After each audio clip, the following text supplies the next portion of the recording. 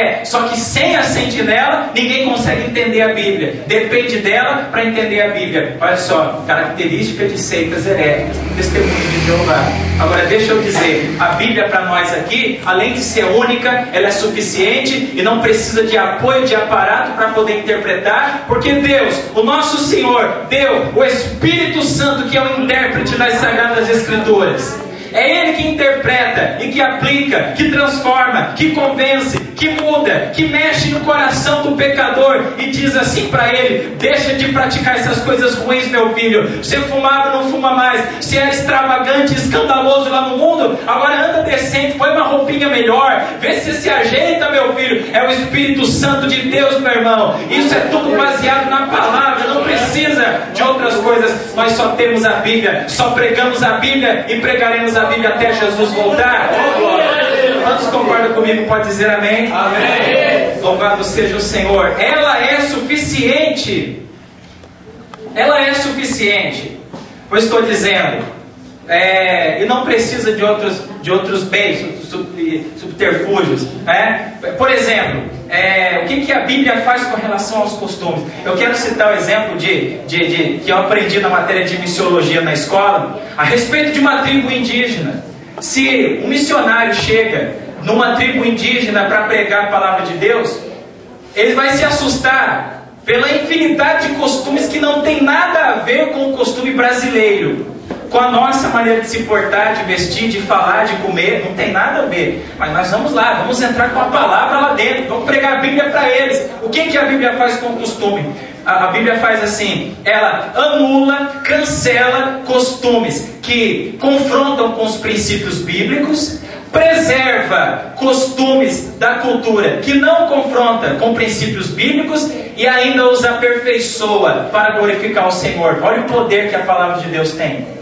Na prática, por exemplo, você vai evangelizar para uma tribo indígena, aí você anuncia Jesus para ele, prega a palavra de Deus para ele, ele usa um cocarzinho, aquilo lá é um enfeite que eles usam, é que nem um arquinho que as meninas põem no cabelo, umas presilhas com florzinha, com borboletinha. Para eles é um cocarzinho de pena, tudo colorido. Quanto mais colorido, mais bonito é. E ele é costume dele. Agora, você entra com a palavra de Deus, o que acontece? Ele aceita Jesus, eu continuo usando o cocarzinho dele, é costume dele, qual é o problema? Está infringindo algum princípio da palavra do Senhor? Está blasfemando? Está pecando contra Deus? Não. Agora, olha um costume agora que vai confrontar. Aí tem uma fogueira, é costume dos índios, tem uma fogueira enorme e todo dia de noite eles dançam, vai rodando em volta da fogueira. E dança e vai rodando. Por quê? Porque você faz isso? O cacique pergunta para ele, diz, porque é para adorar o Deus Fogo, né? O Deus Fogo é poderoso, então a gente dança para louvar o Deus Fogo. Esse costume é a idolatria, confronta com os princípios da palavra de Deus.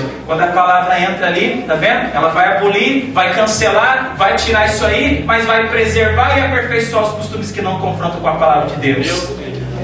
É assim que a palavra do Senhor faz. Ela é maior, ela é máxima, ela é poderosa, ela é superior a qualquer outro livro do mundo inteiro. Você concorda comigo, sim ou não? Amém. Quero falar de Martinho Lutero. Martinho Lutero, grande reformador no século 14 e 15 da nossa era. Em 1517 aproximadamente, ele observando o andamento da igreja onde ele estava, ele observando a doutrina, os dogmas da igreja, ele diz assim: eu preciso reformular uma coisa que está me perturbando, que não está de acordo com a palavra de Deus. Havia um princípio, um dogma católico que estava errado, que ensinava assim: a tradição é superior à Bíblia. Olha só, o princípio aqui é que a Bíblia é a única regra de fé e conduta. Em 1517 a Igreja Católica ensinava que a tradição é superior à Bíblia. Até hoje ensina, viu, irmãos? Depois de Martinho Lutero, a igreja se dividiu, houve os protestantes, que deles saímos nós, e a Igreja Católica continuou como estava. Até hoje eles são assim: a tradição é superior à Bíblia. O que é a tradição? É simples. Tradição é costumes que o Papa impôs na igreja ao longo dos séculos. Foi passando um século, 2, 3, 200 anos, 300 anos, e cada vez que passavam-se os anos, inventava uma nova moda, uma nova doutrina. Por exemplo, faziam-se um concílio, uma reunião, e definiam o seguinte: a partir de hoje, Maria, vai ser definido que Maria nasceu virgem, depois de ter Jesus continuou virgem e subiu para o céu virgem. A doutrina da Imaculada Conceição de Maria. Está na Bíblia? Não está, mas o Papa falou, assinou, carimbou e virou tradição, e até hoje ninguém tira da cabeça do católico que ela é virgem, até hoje, mesmo depois de ter tido Jesus e mais uns 5 irmãos. É uma heresia. Por quê? Porque a tradição é superior à Bíblia, né? Por exemplo, outro exemplo que é tradição dentro da Igreja Católica, a questão do purgatório. Não, você pode viver conforme você quiser, vai fumando, bebendo, sei lá, faz o que der na tua cabeça. Quando você morrer, a gente pega e queima o corpo, você vai para um lugar, lá você fica queimando os pecados e tal, e depois você vai ser salvo. Deus vai dar um jeitinho para você no fim da sua vida. Seu camarada ruim, bandido, ladrão, nunca se arrependeu, não precisa se arrepender não, depois da morte tem a segunda chance. Quem disse isso? O Papa assinou, carimbou, virou doutrina e a tradição, e até hoje se ensina assim. Aonde está na Bíblia uma base boa, verdadeira para que existe purgatório? Não tem. Então Martinho Lutero, voltando para ele viu isso e disse assim: está errado, está errado. Eu vou reformular essa doutrina. Por causa desse pensamento dele, a história diz que ele foi excomungado, foi condenado como herege e condenado à morte. Morte na fogueira pelo Papa de sua época. Ele teve que fugir só porque ele queria reformular essa doutrina, esse dogma que estava errado na Igreja Católica. Está vendo, irmãos? O que eu quero dizer com isso? Que eu, que sou pastor da igreja, eu não posso impor uma opinião, um gosto pessoal meu, só porque eu sou pastor, e exigir que vocês respeitem, mesmo que não esteja na Bíblia. Isso é catolicismo.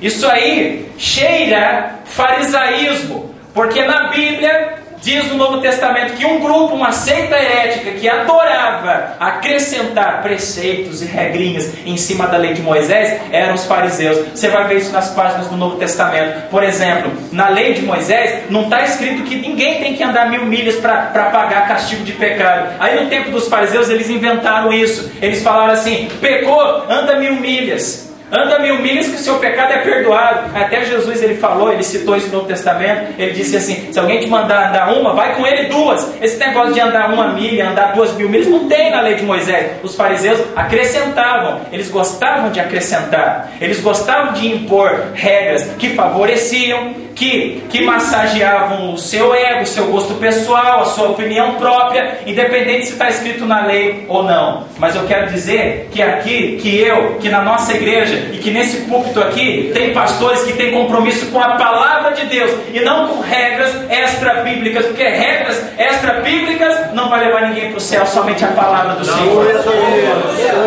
Apocalipse capítulo 22, versos 18 e 19 diz assim: se alguém tiver a ousadia de acrescentar ou diminuir qualquer coisa, qualquer palavra das profecias deste livro, Deus vai ou lançar as pragas ou vai tirar a parte que ele tem do reino dos céus, se ele acrescentar ou se ele tirar alguma coisa da palavra de Deus.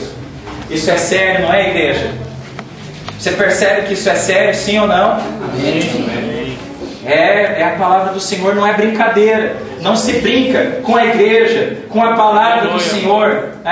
Então, pastor, já que isso é sério, e eu estou sentindo o peso da responsabilidade sobre mim, não posso acrescentar, também não posso tirar a doutrina, e eu também não posso pegar um versículo e torcer o significado dele e dizer o que ele não diz. Como é que eu faço para não cometer essa heresia? 2 coisas básicas eu vou falar que serve para nós não cometermos uma heresia. O que faz com que as pessoas cometam heresias ou acréscimos à Bíblia? Em primeiro lugar, o líder da igreja acha que pode impor regras e opiniões e gosto pessoal através do autoritarismo e do medo. Sou pastor, você tem que obedecer, porque eu mando, porque eu posso. Se não fizer, vai ficar de banco, gancho para você. Vai ficar 6 meses, 1 ano. Fica lá no finalzão, sai, vai para a rua. Porque não quer obedecer, não quer entrar no eixo. Que medo, pastor, meu Deus do céu. Tá bom, pastor, eu vou parar. Mas medo, isso não é autoridade, isso é autoridade.